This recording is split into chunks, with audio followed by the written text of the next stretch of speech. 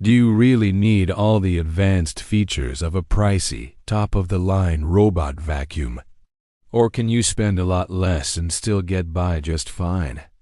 Today, I'm comparing two incredible robot vacuums that both have my must-have features, but they're drastically different in price. So which one actually makes sense for your house? And what better way to test them than by unleashing 3 destructive Tasmanian devils in ours? Now, this video is sponsored by Roborock, but everything you're about to see is backed by real use.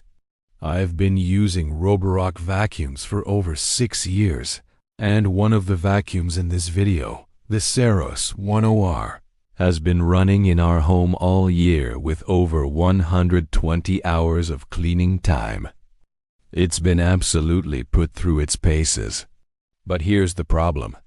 The only thing messier than our house is Roborock's lineup. There are so many models, it gets confusing fast. So today, I'm breaking it down by starting with what I consider true must-have features in a robot vacuum, and then we'll see where the expensive flagship actually earns its price. Must-have features. First up, hair tangles. If you've ever owned a robot vacuum, you know how annoying hair gets wrapped around the main brush and side brush. About a year ago, Roborock introduced their dual-split main brush and upgraded side brush, and it basically eliminates tangles. If you're upgrading from an older robot vacuum, this alone will blow your mind, especially if you have long-haired pets. Or in my case, 3 daughters. Sometimes I feel like I live with Cousin-It from the Addams Family. The good news? Both the premium Saros 10R and the cheaper Crevo Edge S5A have this feature, so no difference there, and that's huge. Next, suction power, because it is a vacuum after all. Old robot vacuums used to be glorified dust sweepers. Not anymore. The flagship Saros 10R hits 22,000 pascals, while the Edge S5A still pushes 18,500 pascals. That's more than triple what some robots from just a couple years ago could do. When my Tasmanian devils come home from school, the only question is, are more chips going into their mouths or onto the floor? Luckily, both of these clean insanely well. And on carpet, they automatically boost suction, which makes a massive difference. Next, edge and corner cleaning. Both robots have the flexi-arm system. The side brush extends into corners, and the mop swings out to clean right up against edges and chair legs. I used to think this was just a nice-to-have feature, until I watched it work. Now I consider it mandatory. And again, both models have it. Next, auto-emptying and dock features. Both docks automatically empty the dustbin, refill water, and wash the mops with hot water. The dock even adjusts cleaning time based on how dirty the mops are. This saves an insane amount of time. Just this year alone, the robot cleaned over 120 hours. That's 15 full workdays I didn't have to spend cleaning floors. Pay someone for that and you'd spend way more than either of these robots cost. Next, real mopping. 6 years ago, robot mops were basically wet socks dragging around. Now both of these use spinning mop pads and they actually scrub. Let's test it. Our Tasmanian devil attempts to pour juice and fails immediately. The spill hits the floor.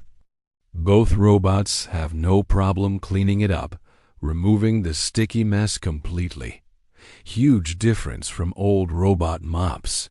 Finally, smart home support. Both support Matter, so they integrate with basically any smart home system. I love automating them to run while we're gone, and both handle that easily. So already, The cheaper Crevo Edge S5A is looking like a monster for the money. But what do you actually get by upgrading to the Ceros 10R? Let's talk about the real differences. Where the flagship pulls ahead, adaptive lift chassis, the Ceros 10R can physically lift itself to clear higher thresholds. So if your house has big transitions between rooms, the 10R won't get stuck. If you don't have that problem, you can usually just block those areas in the map and save money. So this one depends on your home. Navigation and sensors. The Edge S5A uses traditional LiDAR, the spinning tower on top. It works great. But the Ceros 10R uses Roborock's StarSight 2.0 time-of-flight system instead. That means it's shorter and fits under low furniture. It recognizes shapes, it understands floor types, and it navigates more intelligently. The under-cabinet cleaning alone made a difference in our house, but the biggest upgrade isn't height. It's obstacle avoidance. Obstacle avoidance. Kids and pets treat the floor like a storage unit. The Ceros 10R combines time-of-flight sensors plus camera plus side sensors to avoid cords, toys, shoes, and chaos. You'll see it actively back away and even retract the side brush near cables. The Edge S5A does okay, but it still attacks cords like it owes them money. Sometimes it wins. Sometimes it doesn't. If you mainly run your robot while you're home, no big deal. But we run ours while we're gone. And if it gets stuck, cleaning stops. That's why the flagship navigation really matters to me. This is the biggest real-world difference. Extra cleaning features. These aren't must-haves, just nice bonuses.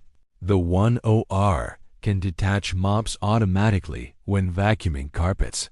The dock auto adds cleaning solution. It detects heavy dirt and does deep spot cleaning. The Edge S5A still does smart remopping and suction boost, but the 10R takes it a step further.